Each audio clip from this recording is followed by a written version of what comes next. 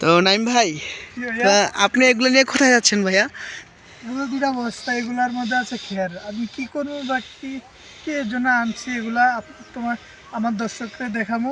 আসো আমার সাথে আসো। তো দর্শক দেখতে পাচ্ছেন, আমরা দেখতে পাচ্ছি এখানে একটা অনেক বড় বাঙ্গি ক্ষেত আছে। তো যেহেতু এখন বাঙ্গির সিজন চলতেছে এবং কি বাঙ্গির সিজন সামনে আসতেছে, ভিডিও করা মাঝে একটা ছবিটা ছবিটা ইউটিউবে উঠে শুনে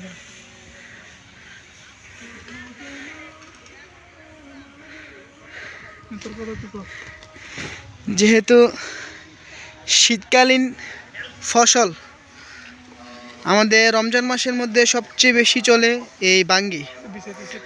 সো দেখতে পাচ্ছেন আপনারা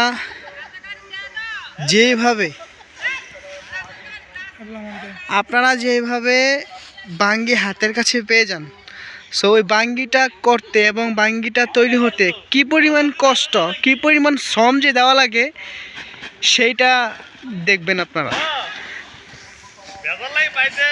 তো দেখতে পাচ্ছেন আমাদের নাইম ভাই খুবই পরিশ্রম করতে পারছে।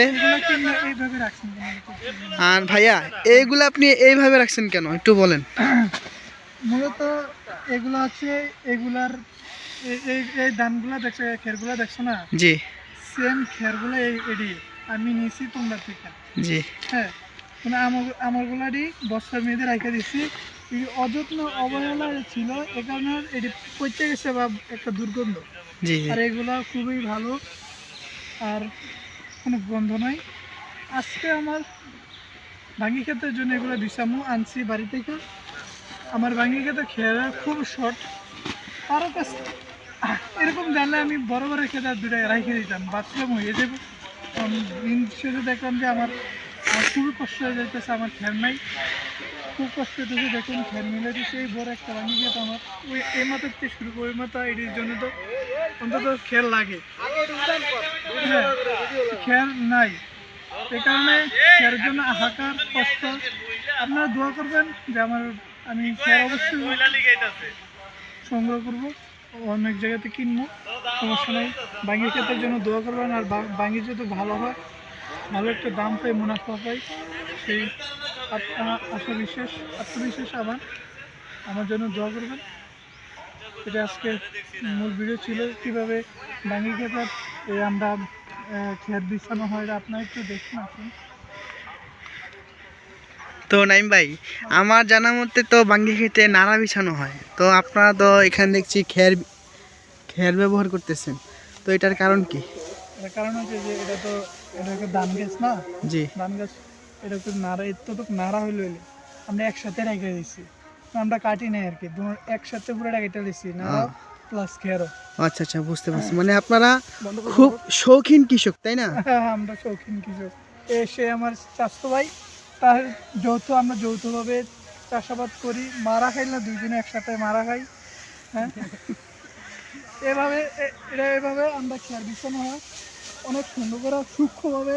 যেহেতু আমাদের ফসলটা বাঙ্গিটা এটা নিজে পড়লে এই যে আগাটা দেখছেন না, এই আগাটা থাকবে এভাবে, এই জায়গাটা আমি যে ফসলটা ধরবে, ফসলটা যেহেতু, আর ফসলটা যদি খেরের মধ্যে ধরে, ফসলটা মাটির মধ্যে লাগলে, ফলটা মাটির মধ্যে লাগলে মাটিটা কি ফলটার মধ্যে পচে যাওয়ার সম্ভাবনা থাকে। আর হচ্ছে যে খেরটার উপর থাকলে ফলটা সুস্থ থাকে, সবল থাকে, বড় থাকে, কোনো পচে যাওয়ার সম্ভাবনা নেই। এই জন্য খেরটা বিছানো হলো। খের ছাড়াও হয় কিন্তু ভালো হয় না ফলটা, আর খের বিছাইলে ফলটা ভালো থাকে, সুস্থ থাকে, আর এটা বিক্রি করতে আরও ভালো একটা মুনাফা পাওয়া যায়। সে আর কি ছিল আজকের একটা ভিডিওর মধ্যে আমার সম্পূর্ণ প্রসেস আপনাদেরকে দেখাইতেছি। একদম বেচা বিক্রি কত টাকা হয় সবই দেখাবো, আমার জন্য দোয়া করবেন এতে। আর আমার ইউটিউব চ্যানেলে আপনারা কেউ যদি নতুন হয়ে থাকেন, অবশ্যই আমার চ্যানেলটাকে সাবস্ক্রাইব করবেন, এটা আপনাদের কাছে আমার আবদার এবং চাওয়া। ধন্যবাদ। তো দেখতে পাচ্ছেন দর্শক, চারদিকে বাঙ্গি ক্ষেত, অনেক বড় একটা বাঙ্গি ক্ষেত।